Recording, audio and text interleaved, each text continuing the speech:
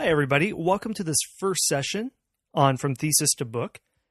We are going to take the first steps to taking your academic research and turning it into a book. In the video recording that you saw before this, I went through the steps of how to make that first initial translation, how to do the bar stool test, where you take what you've studied and make it interesting for your friends who may not be academics, but they're smart and they like to learn about new things. Then I showed you exactly how to upload that research to Amazon. We're going to do a couple of things here. First, I'm going to add a little bit of information that will help out that process. I told you that you need to follow the bar stool test to make your research interesting, but I'm going to give you some more specific methods on how to engage in the popular book writing process.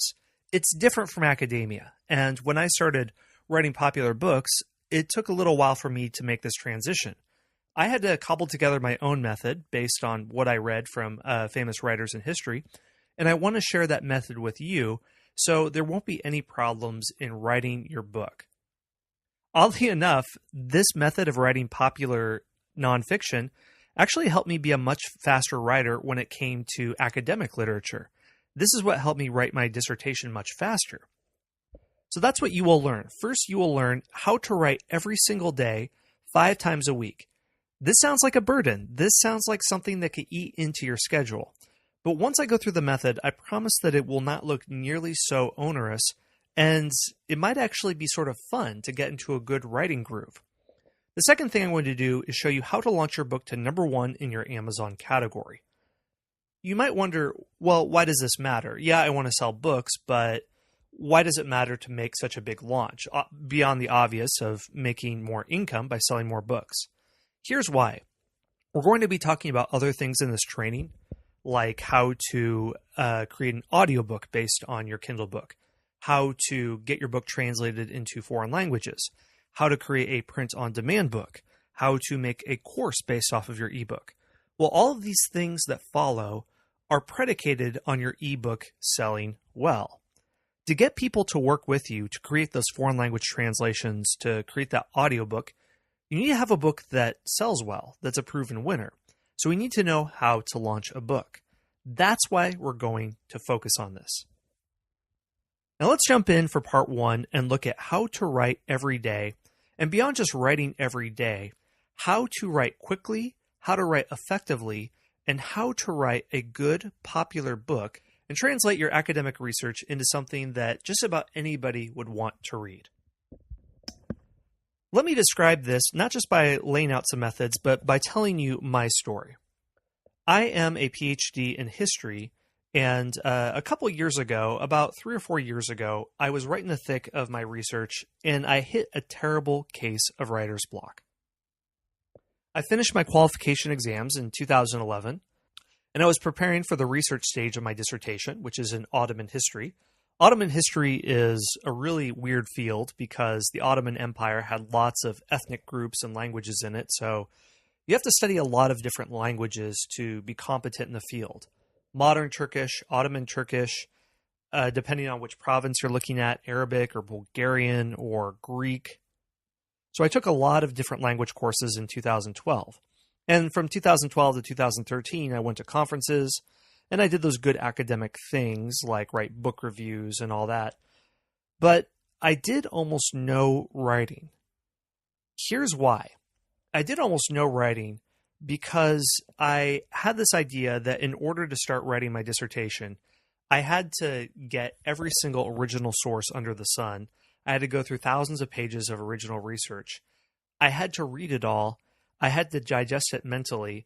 And then once I had perfect competency of every single thing I read, and I could observe the whole universe of information and see how all the pieces fit together, then I could start writing and start to spit out perfect sentences one by one, and the muse would sit on my shoulder and it would all come out perfectly. Here's why that didn't work. I was trapped in a mental boardroom. There's a picture from Mad Men. I guess I like to think of myself as Don Draper. But anyway, here's what I mean by being trapped in a mental boardroom. When I would actually sit down at my computer to write, I imagined that I was in a PhD seminar where One or two of my professors are there. Some of the other people in my PhD program were there. And like any good seminar, you're deli slicing very thin each idea that comes out. I say something, I mention this author to make sense of this historical fact that happened. Then other people will come in and say, oh, but you forgot about this person's research. Oh, but what about this other historical event? And every tiny little thing that you say is scrutinized, questioned. Somebody else comes in with an alternative viewpoint. So you have to be very, very specific and clear with your words. And as you say anything, you have to juggle multiple other viewpoints in your mind as you say it so that you don't leave something out. It's very hard to make an airtight argument. Well, that's good for being academically clear in your speaking or writing. But when you're actually sitting down to write a dissertation, that is very daunting. I imagined as I was at my keyboard mentally that there was this whole boardroom of people who were scrutinizing my every word. I would write a sentence and I could mentally imagine my professors or other PhD students saying, you forgot this, you forgot that. So I would write something, I would delete it, I would try to write something again, I would delete that. So I'd be pecking away at my keyboard, and after a days of work, several hours, maybe there'd be a page, maybe there'd be a paragraph, maybe there'd be a total of 10 pages if I hadn't gone back and deleted it, but it was such a terrible, laborious process. Here's how the logjam finally broke. Now, I told you in a previous video that I've written a number of popular books. Well, I learned something wonderful by famous authors that I'd come across who were known for being prolific. And those two people were Isaac Asimov and Ernest Hemingway. I knew about Asimov because I am an unashamed sci-fi geek, read the whole Foundation series when I was in junior high, don't care who knows it. But here's something interesting about Isaac Asimov. He wrote or edited more than 500 books in his lifetime. Beyond that, he wrote 90,000 letters to fans. His books were published in 9 of the 10 major categories of the Dewey Decimal System.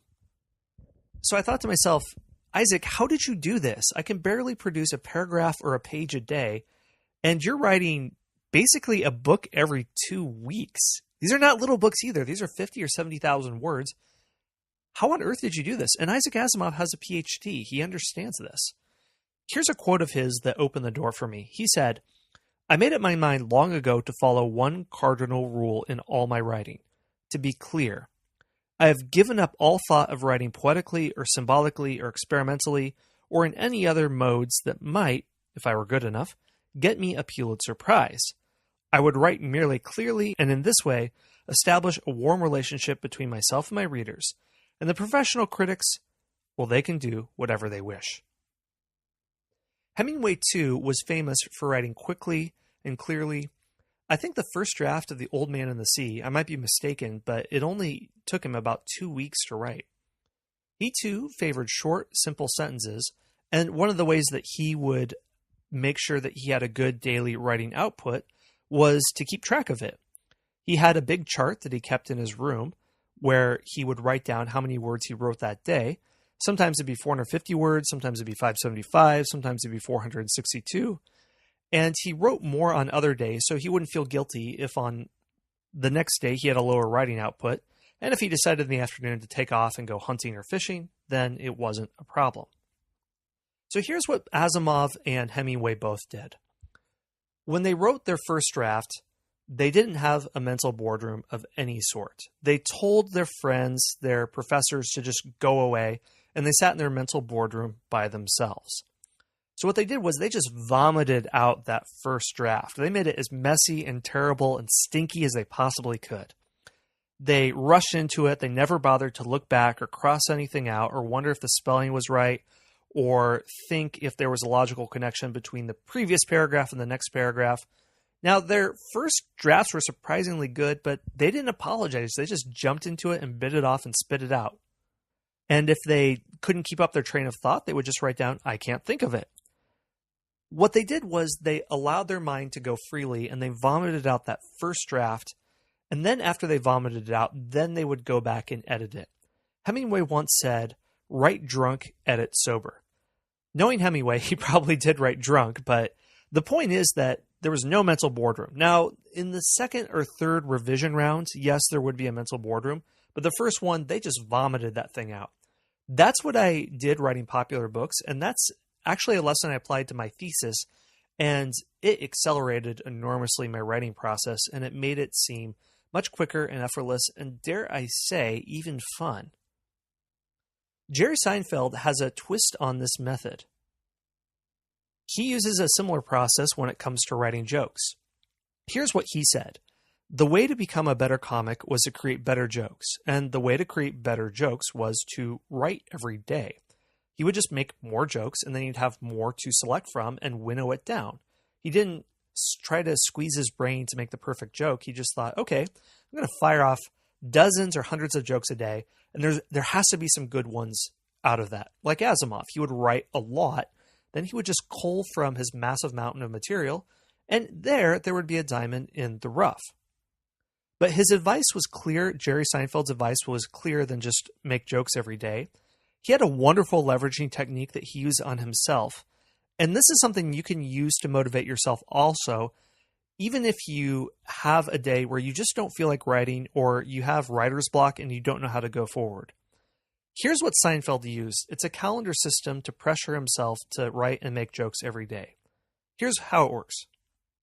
So he would get a big wall calendar that had the whole year on it and hang it on a prominent wall. The next step was to get a big red marker. So here's what Seinfeld did. He said that every day I would give myself the task of writing, and when I completed my task, I don't know how long he did it every day. Maybe it was an hour, maybe it was 2 hours, maybe it was a certain number of jokes. Once he completed it, he would put a big red X over that day. After a few days, he would have a chain. He would keep this up, and the chain would grow longer every day. When you see that chain growing, it starts to feel really good, especially after you have a few weeks under your belt. And the only job after that is to not break the chain.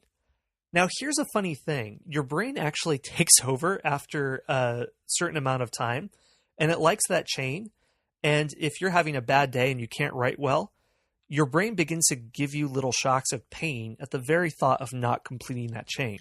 This is the psychological theory of loss prevention, which means that losing a small thing is more painful than gaining a small thing. So even though the chain on your wall calendar is arbitrary, your brain gives you little sensations of pain by the thought of not completing it.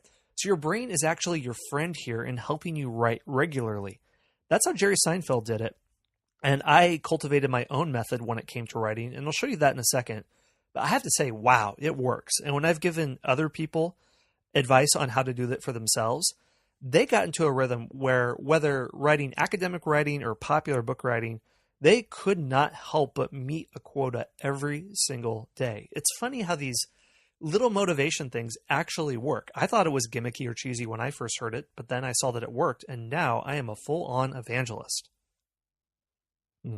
So here's how I did it. I just created a very simple spreadsheet. You can do this on Excel. I like using Google Docs because it's in the cloud, and if my computer crashes, it's still there. But here was the sheet. If you go to the left side of the screen, there's the date, there's the day. Then which chapter did I write in today? You don't need that. I just use it for reference. The next column, words at the beginning of the day, then words at the end of the day. The total number of words. This is for the entire project or for the entire chapter. The column that really matters is the next one, which says total words for the day. That is the key one. My goal was 500 words a day. When I first started, that's at the beginning of my chain in 2013, it would take me maybe 3 or 4 hours to get that 500 words, and I was worried that I wouldn't make it. But after a couple of weeks, it took me a lot less time because I became much better at knowing how to get those words out there. Sometimes those 500 words would just be a footnote. If you're in the humanities, you know how monstrous those footnotes can get, so you understand what I'm talking about. But I would be motivated because I wanted to hit my 500 words, so I'd be happy to go through all the literature I could so I could spit out that big fat footnote.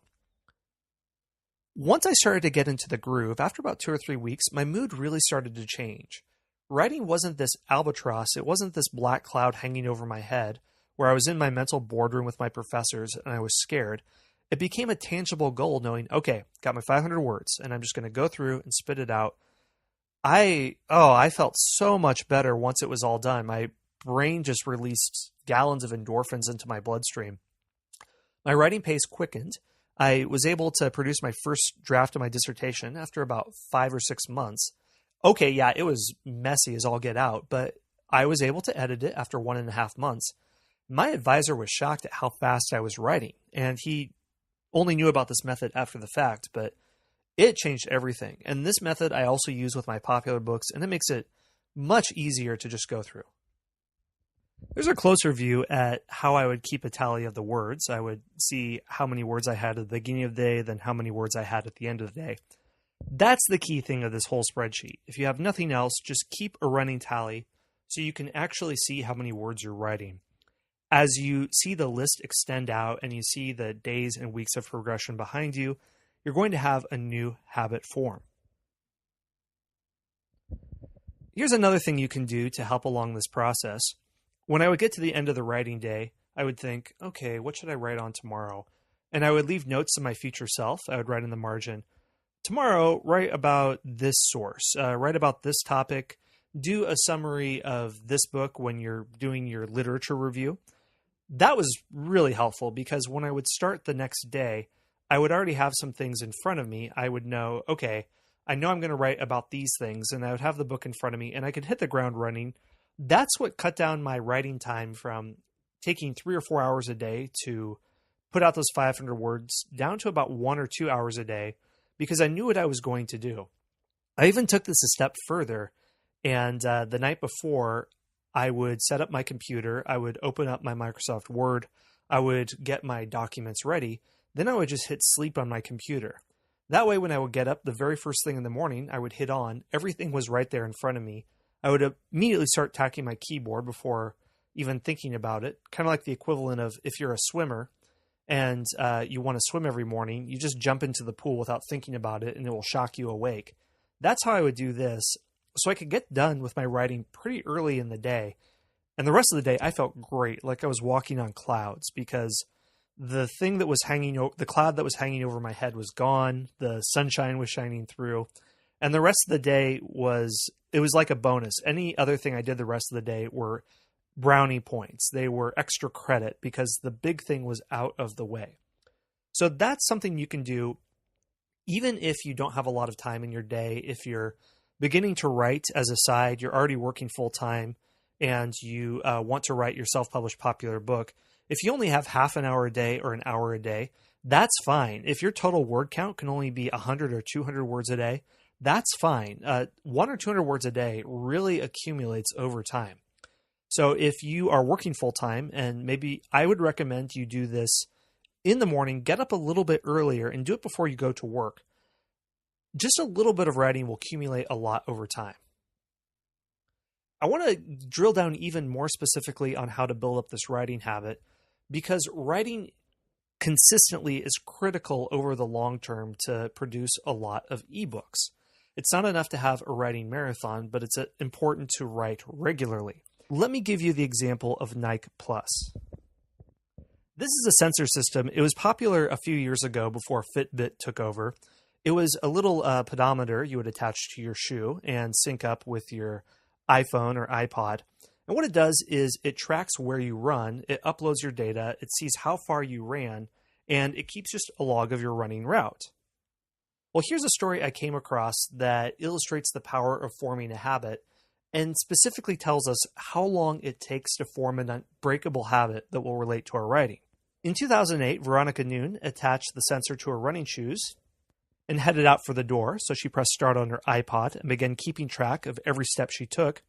She only ran about 1.5 miles in 18 minutes, but it was the start of something really big for her.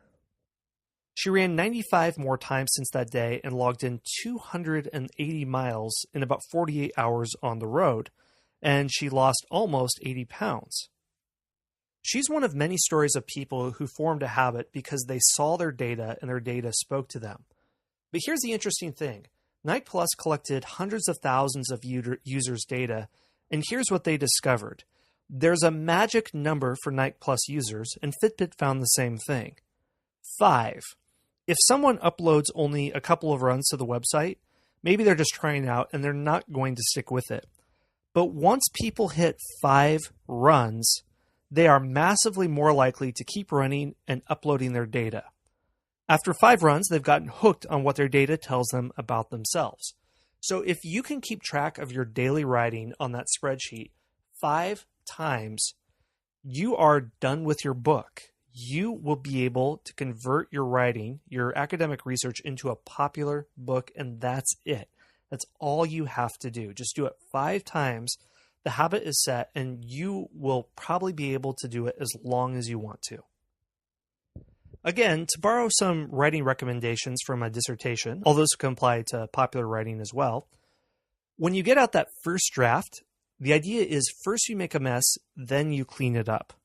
That comes from writing your dissertation in 15 minutes a day. It means that writing is a process where you discover what you have to say. Ideas don't emerge neatly from people's minds. They can rise up in conversation or the act of describing them, and you need to provide the proper medium for them to emerge. So your writing helps you figure out which ideas and paths are fruitful and which are not. It's important to get that first draft done and then to spend some time going back over it, because converting academic writing into popular writing is kind of a difficult process, and you always have to keep your friends in mind who are at the pub, and remember the barstool test where you're talking with intelligent people who aren't in your field. So it takes a little bit of time to find your voice, but once you're there, it'll be pretty easy to keep cranking out books and to keep this process going. I want to mention one last thing here about writing regularly. I don't want to seem like I'm belaboring the point, but based on my experience, one of the best indicators of someone being successful in being a self-published writer is to write regularly. So I want to mention one more thing here that will help you make sure that you form a long-term habit. That is to get your friends to help you write regularly. How do you do that? How do you get them to help you? By letting them punish you. Okay, what do I mean by that? Let me explain. We're going to get into a little bit of behavioral science and the understanding of loss prevention. If you're a fan of podcasts like Freakonomics that look into behavioral economics, then I think you'll love this. Here's what you have to do. Realize that you are not a rational creature, and you have to work against your future self. According to social psychology, we respond more actively to carrots than sticks. According to the Center for Experimental Social Science at New York University, you work harder to avoid losing $100 than to earn $100. It's not logical, but it's human psychology. So use this fact to your advantage. Use the fact that potential loss is a greater motivator than potential reward to your advantage. Here's what I mean by this. Let's say you have a daily writing quota, whatever it works for you in your schedule, maybe 100 words a day, 200 words, 500 words, or 1,000, 2,000 words, whatever works for you. And if you meet your quota, don't think about rewarding yourself with some fancy dessert. Think about how to give yourself a very small punishment if you don't meet it.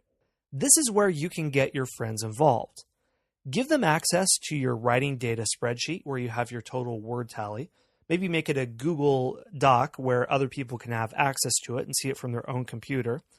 And find a friend who isn't shy about meting out punishment if you tell them that this is what you want. Tell them that if I don't meet my daily writing quota, maybe you owe them a drink the next time you go out, or a dessert, or you could give them go a step further and say, here's $10, here's $20. And if I do not meet my writing quota, you can donate to a group or a political organization that I hate more than anything else in the world.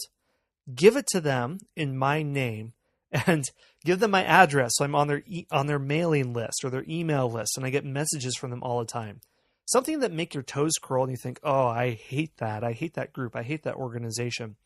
That will have a powerful motivator.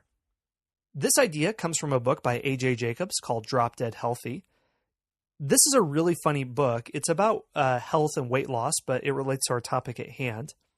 A.J. Jacobs talked about the difficulty in losing weight and not stop snacking on dried mangoes. He said they have a veneer of being healthy, but they're really just orange-colored sugar. During his health project, he tried several methods of kicking his dried mango habit, but nothing worked. Then he listened to Thomas Schelling, who's a Nobel Prize-winning economist, talking about the now versus future self concept of economics. It means don't trust your future self to do the right thing.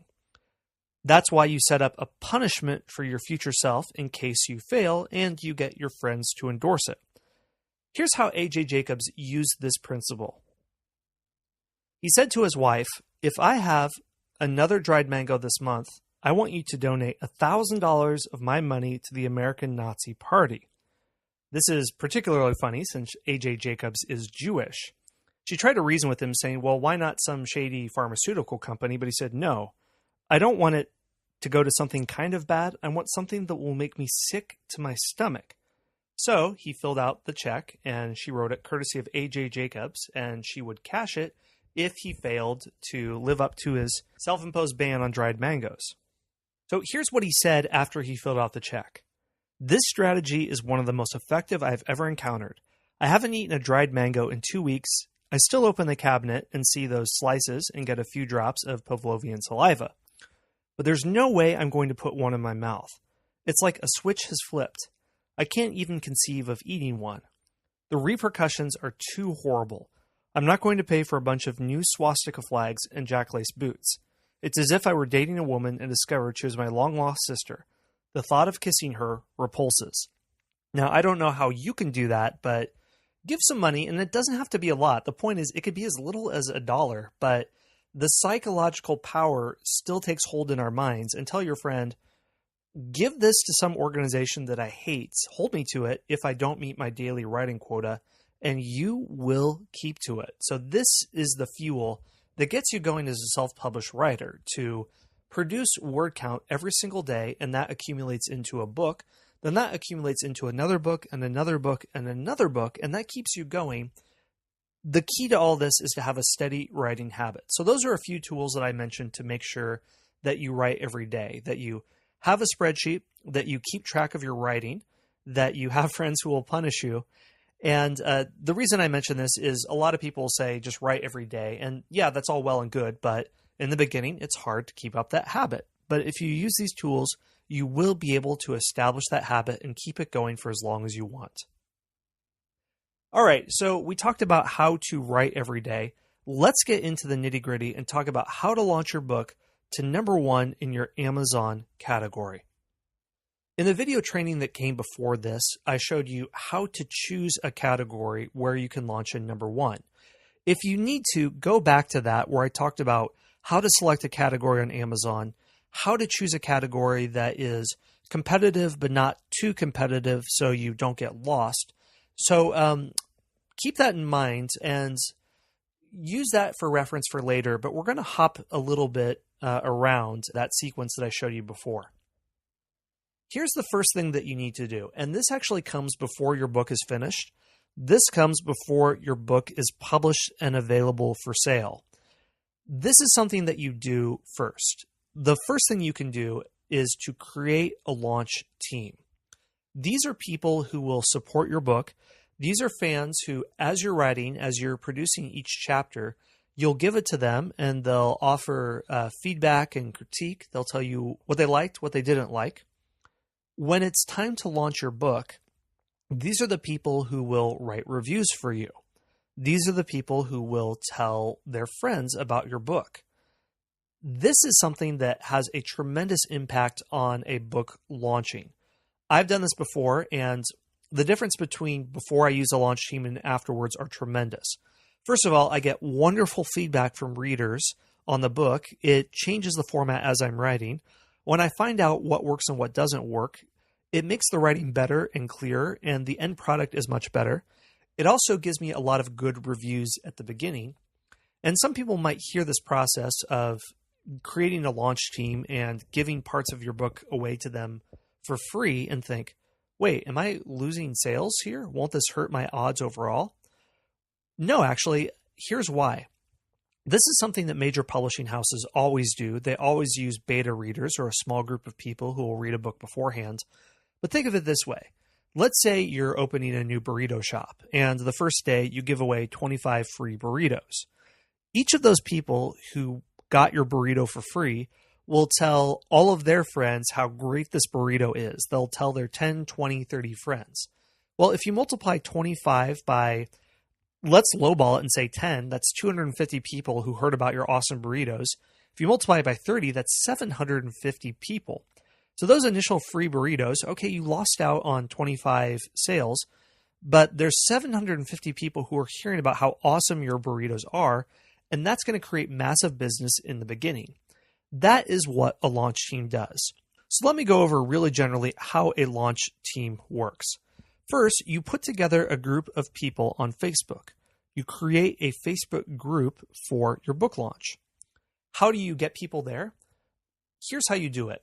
Put together a huge list of people that you know. Put together the emails of friends and family, 50, 100, 150 people, as many as you can think of, and send them a simple email saying, hey, everybody, I'm launching this new book. If you're interested in joining a launch team, can you please sign up? And then you send them to a sign-up form. I use a free service called Woofu, and I'll show you all of these things as a live case study in a second, so don't worry if this all doesn't make sense. And I'll also include a checklist at the end of this module where I'll have all the resources listed here. Tell them to sign up for a form on Woofu and just say their name, their email, and ask them why they would like to join. Then you'll send that to your friends. Maybe out of 150 people, 30 or 40 will respond back. You'll have all of their email addresses in one document. You can export that document and create a Google group. And the reason that's important is this is your email list and this is your form of correspondence and contact with your group. Then you'll email these people on your list and you'll send them to a private Facebook group. This private Facebook group is where you talk with people, where you say, hey, everyone, here's my first chapter of the book. And you'll email them using your Google contact form. And after they receive the chapter, you'll talk to them on Facebook saying, hey guys, what did you think about the first chapter? Can you write about things that you liked and things that you didn't like? They'll do that. They'll write about things they liked and things they didn't like. And you'll start to get a sense of what clicks with your book and what doesn't click. I like to give them a chapter about once a week or so. You want to give them about 1 or 2 months to go through your book and read it. You don't want to rush people and say, okay, I need you to read my book in 3 days. You want to give them time to digest the material. Also, your book doesn't have to be finished by the time you start to give them the content. You could be finished with the first chapter and writing the second or third, and you can give them the first chapter. This also motivates you to keep writing because you know people might be waiting for you to hear the next chapter. So about once a week, you'll email them each chapter, and then you'll ask them, hey guys, what did you think about that? What did you like and what didn't you like? And you'll get their feedback. When you get all the way finished, when you are finished writing your book and you have their feedback, about a week before the book launches, you can take passages of the book that resonated most with people, and you can ask them to start tweeting out to their friends what are parts of the book that they liked. You can pull passages from the book, just maybe a one-sentence quote, and ask them to like that. Ask them to share that quote on Facebook and include the title of your book there, even though it isn't published yet on Amazon, so that people start to hear about the book. They are interested in it, and it starts to create a groundswell. Then, once the book is launched, and in the video training before this, I showed you how to launch a book, ask the people in your launch team to review the book on Amazon. They have to specify that they themselves received a review copy, and also ask them if they can buy a copy of the book. You might think, well, they already kind of read it. They read the review copies. But when people are involved in this process of launching your book, they feel close to you. They feel like they've been a part of something, and they want to see something they've been a part of succeed. They really feel like a team. Like it's not just something you're doing, but it's also something they're involved in. And they want to see your baby succeed, and they want to see it become a bestseller and do really well. So if you say to them, hey, could you also buy a copy? And you'll just make it 99 cents on Amazon, so it's no problem. But if you do that, you'll be surprised at the results that you see happen. Okay, so I threw a lot of things at you there. I want to give you an actual example of a launch team that I was helping to run for a book called Taming the Beast. It's about global corruption. And let me just show you how this process worked, how correspondence happened, how we set up a launch team, and everything else. I'm going to show you the emails that we sent out, the form builder we use to make it, and everything else so you know how this whole launch team process works. So let me step away from this PowerPoint and we're going to go right to the emails and the slides and everything else so you can see exactly how this took place. All right, so here's an example of an email you can send out to people. I just put this in Microsoft Word, but this is what you would email. Want a free copy of my book, Conquering the Global Scourge of Corruption? And again, try to send this to as many people as you possibly can, 50, 100, 150. Dear whoever, I am pleased to announce that I am releasing a book this year. It's called Conquering Global Corruption, or whatever your book is. The book is in its final stages and will be released this spring or whenever. It's a highly original book, and here you just talk about what your book is. It combines humor, imaginative narratives. This book answers questions that every social activist, anti-corruption campaigner, religious leader, businessman, and bureaucrat needs to know about conquering one of the great menaces of our time, the culture of corruption. But in order to launch this book, I need your help.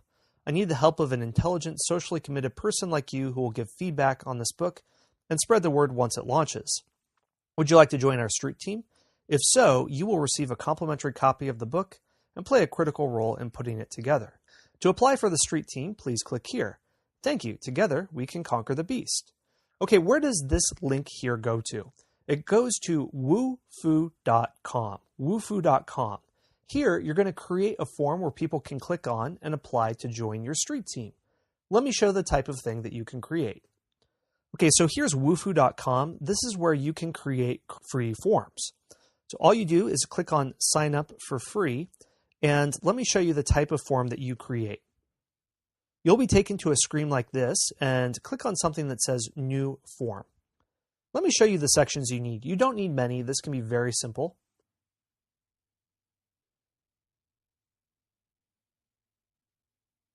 So all you need is name, then email, and one other thing. You just need one field where they can answer a question. Single line text. And here's what you write. Why do you want to join this team? Or why do you want to join our team? And you can title the form something like whatever the name of your book is, my book, launch team. Now you might be wondering, why are we creating this form? Well, there's two reasons. Number one, it helps collect email addresses for the people who want to join it, and that's crucial in our correspondence with them. The second reason is that we're already creating engagement. When it says, why do you want to join our team or join my team, it makes it seem a little bit more official, and it's kind of nice. It officializes what it is that you're doing. Okay, so you create this form, you click on Save Form, and then you click on Share this form, and this is a link you have. When you send out that email that I just showed you a second ago, this is the link that you put right here. Now you're going to take this email and you're going to send it to as many people as you possibly can within reason. Friends, family, acquaintances. If you can send it to hundreds of people, that is great. Now, what's going to happen is you're going to start to get responses here. Here's what you do when you start to get responses.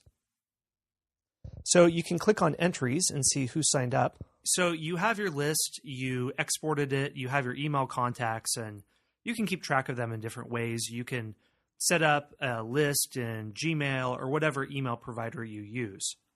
So now let's create a Facebook group.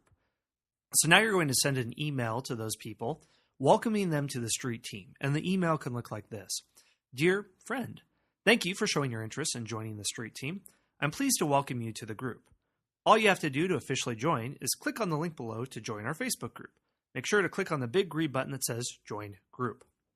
There we will have more in-depth discussions. Looking forward to talking with you there, Scott. How do you set up a Facebook group? Let me show you now. It's super easy, but the first time you do anything is wonky, so let me just show you.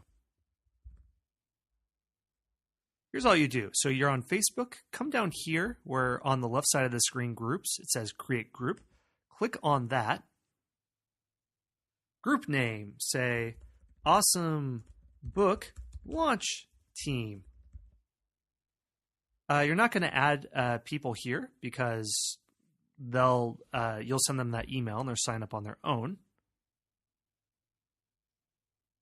This is a closed group. It's for people who request to join, and that's how you do it. Please add one friend. This can be whoever you want. Just type in someone's name and click create, and that will do it. An icon. I like the book one here because it is a book group. Then personalize. Now you can do a couple of different things here. One thing you can do is choose a photo of your book cover. If you had your cover designed on Fiverr, and we saw in the previous training how to get your book cover designed, you can make that the personalized photo. Just choose that and add it there. So what you do to write it is you'll say something like, "Welcome everyone to the book street team. Please introduce yourself below." And okay, so I wrote that. Oh, that was a comment. I can write that same thing up here. So it's not a comment, but it's a proper post. And what I like to do with this introductory post is to pin it. Pinning it means that it's at the top of the page and people will always see it when they come on. So pin post, it will be at the top there.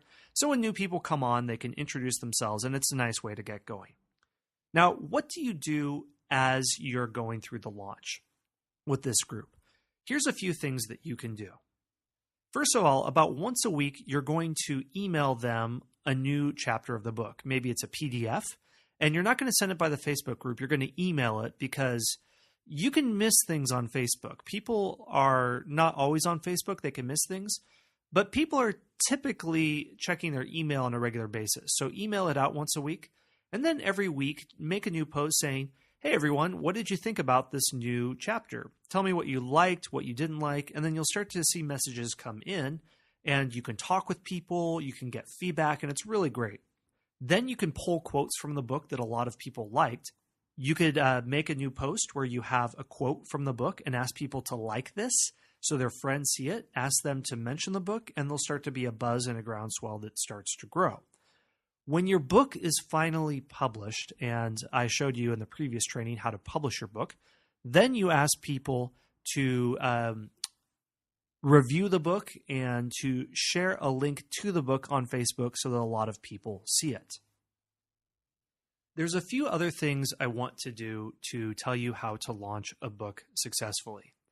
You have your street team. They wrote reviews. They said how good the book was.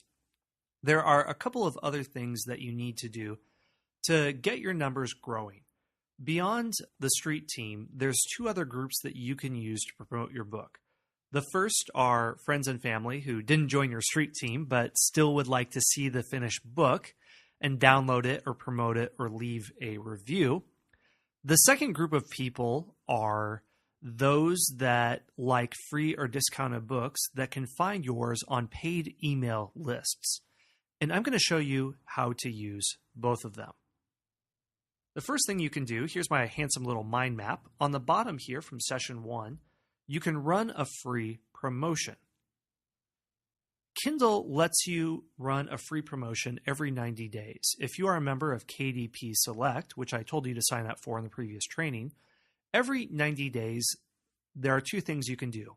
The first is to give away your book for free. You might think, why would I do that? Because it lets your book have a lot of exposure that it wouldn't otherwise get. And it doesn't cost you anything because it's an ebook. I recommend using this especially if you are a first-time author because it's one of the fastest, best ways to get exposure. In the past, the Amazon algorithm would count free downloads as a fraction of a sale, so having a big fat free book promo giveaway could rocket your book to the top of lists. It doesn't really work that way anymore, so free giveaways are more about exposure than manipulating the Amazon bestseller list. But we can use this in important ways. First, let me show you how to set up a free giveaway on Amazon. Then let me show you how to use it. And I want to be clear here, don't do this a lot because we don't want to cannibalize our sales, but use this smartly and it could do amazing things for your book sales. Here we are back at KDP Select, kdp.amazon.com. I'm signing in at this moment. All right, so let's take any one of my books. Here's my nice little book about Iowa called How Iowa Conquered the World. I'm going to click on Promote and Advertise here.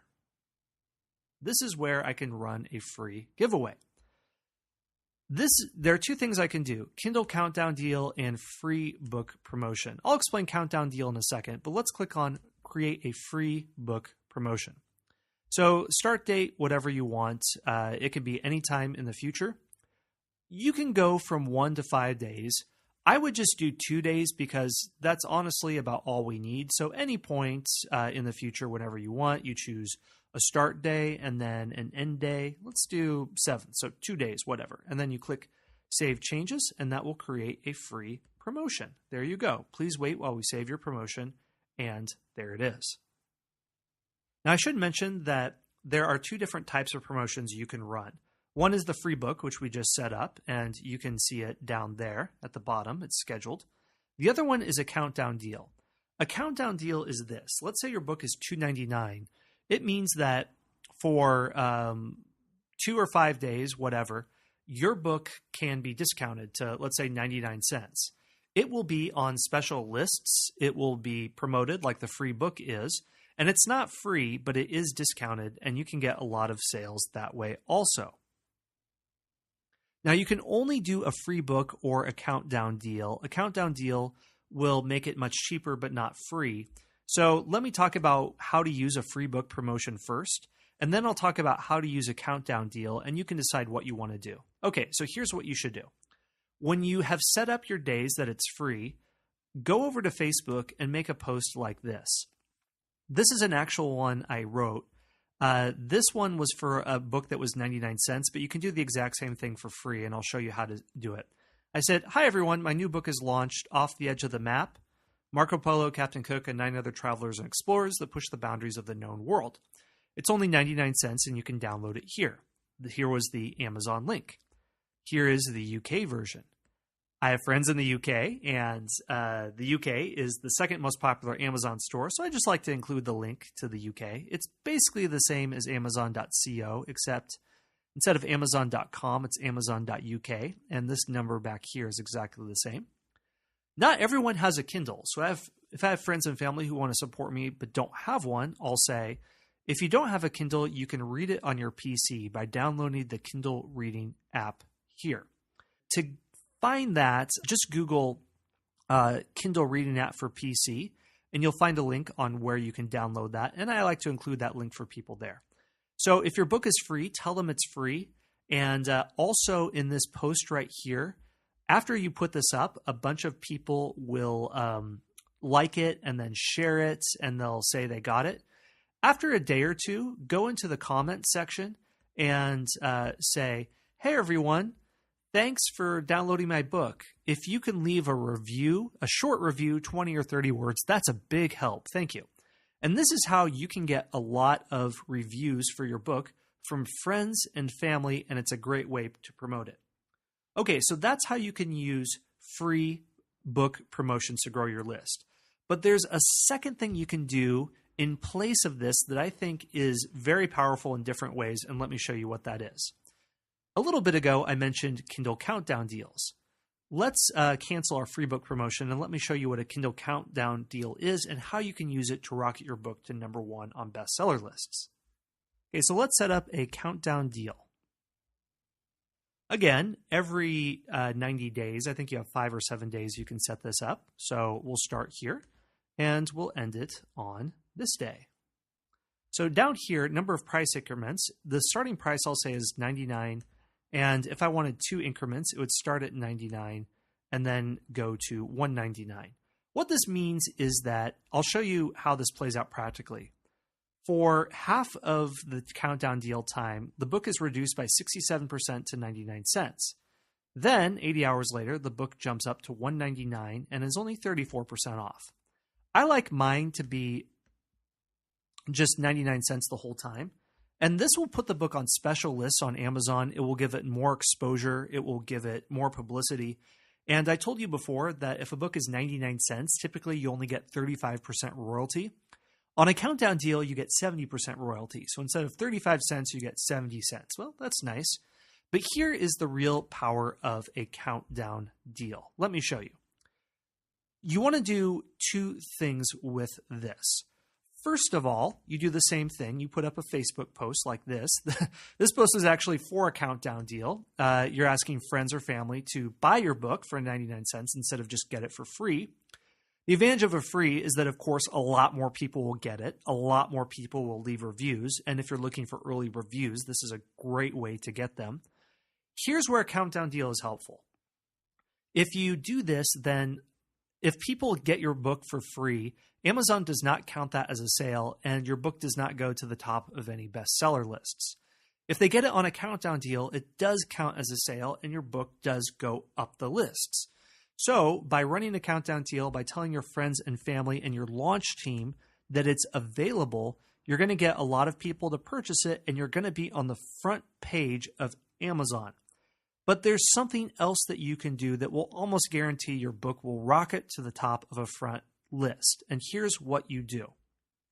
You use paid email lists for launch. What these are massive email lists that go out to 20,000, 50,000, 100,000 people.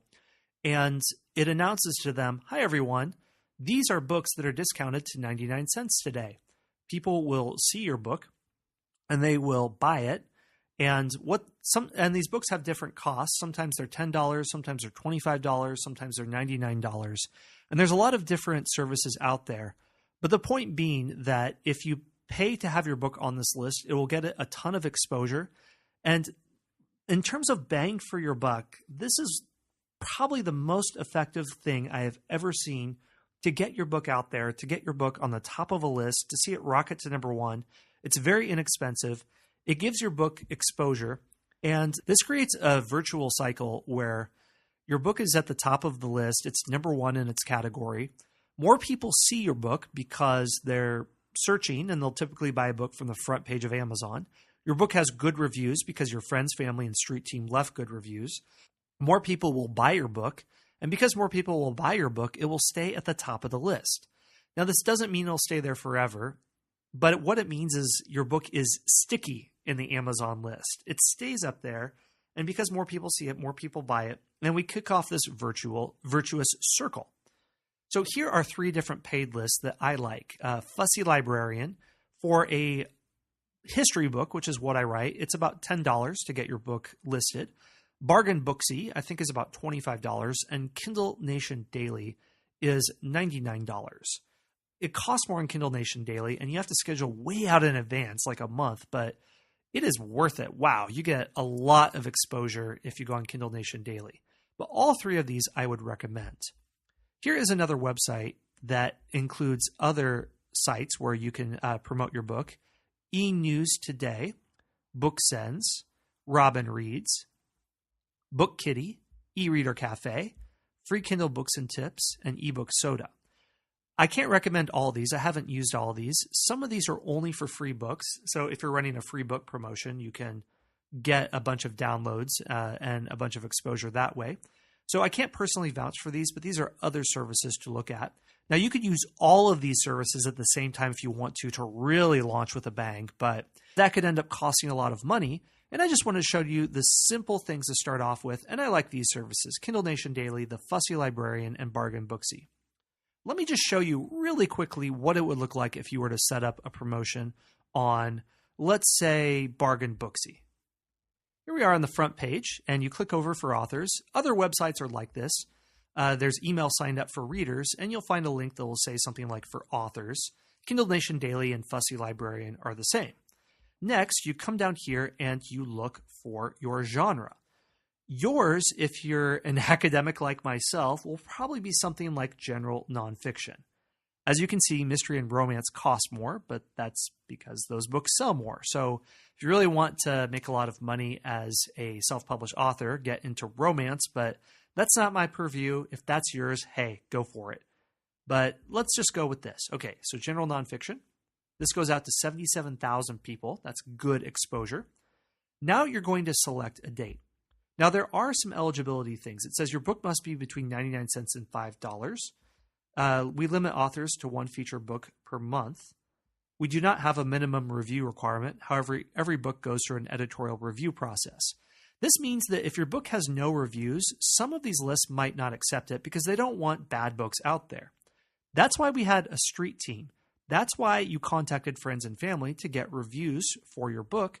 So the fact that it has some good reviews means that these lists will be likely to accept it. Also, this says we do not accept free books on Bargain Booksy. Some of these lists will require that your book cannot have been free within the last 30 days or 60 days. So check those things out before you decide to run a free book promotion on Amazon. Also, if you run a free book promotion, then you can't run a countdown deal in the same 90-day window. Think these things out before you decide which one to do. Free books and countdown deals have different advantages. Personally, I think that it goes like this. Free books will get you a lot more reviews out the gate, but if you have a good street team, then you won't really need them. In terms of getting your book to the top of a list, a countdown deal is the best way to do it. And a countdown deal coupled with putting a email promotion on top of it really gets things going. So let's select a date. Okay, so March 2nd, 3rd, and 4th, it's sold out. I forget the dates we selected for our countdown deal. Let me come over here. Okay, what was it? Okay, March 4th through March 11th. Well, March 4th is sold out, but we can buy March 5th. Okay, so that's a date that works. Let's select our date there, March 5th. And then you're just going to fill this out. You're going to find the link to your book on Amazon after you published it. And I showed you how to do that in the previous video. Your author name, your book title, your promotion. Mine's going to be 99 cents. Is this a countdown deal? Yes. Where else will your book be? None of these places because it is not for sale there per Amazon's terms of service. Please describe your book. Here you're just giving 1 or 2 sentences. This book is about the most insane leaders in history from Caligula to Ivan the Terrible. This book tells the fascinating stories of travelers and explorers across history. This book is a fun read for any history lover, whatever. Contact information. This won't appear on the list. You can write whatever you want to. Promo code. I don't have that there. I click off of that and then I click submit. And then once you click submit, it will take you to a checkout page where you will pay by, I think, PayPal or credit card. So that's how it works. It's really the same process for Kindle Nation Daily or Fussy Librarian. Sometimes the next available date will be a few weeks out into the future, so check on that. But if you follow one of these things, this is one of the best ways to guarantee that your book will sell a lot of copies in the beginning.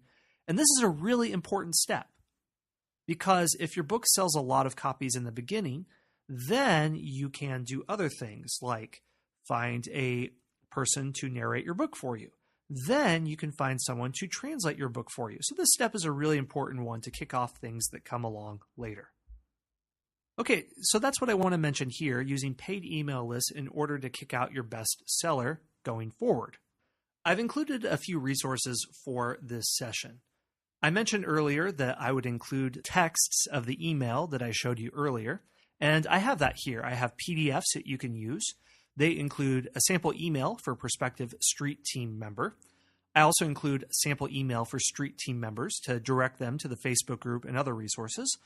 Finally, I have a PDF of a list of the best ebook promotion sites. So as you're looking into promoting your book, this will get you started so you can start to do some price shopping and comparison shopping.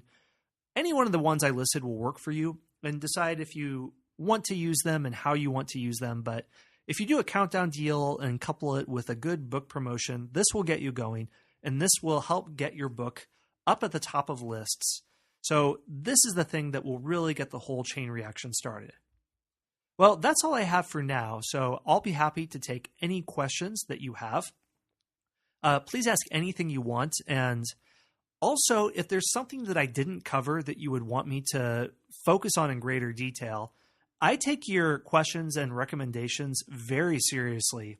And a lot of the content of this course actually comes out of your recommendations. I mean, I shoot whole videos. I add extra training. If there's something that you think that I missed that you're confused about or you think is critical to move forward, my goal is to give you exactly what you need so you know everything you need to know to go forward. I want everyone to walk away from here feeling satisfied that they know what they think that they need to know. So whatever you want me to cover on, if I can't explain it here in a way that makes sense, I'll shoot another video and I'll add it as a bonus resource section on our website, whatever it takes. So please fire away, ask your questions in the box on the side. And if there's something that I can't get to here sufficiently, then I'll add extra training for you and make sure that everything makes sense.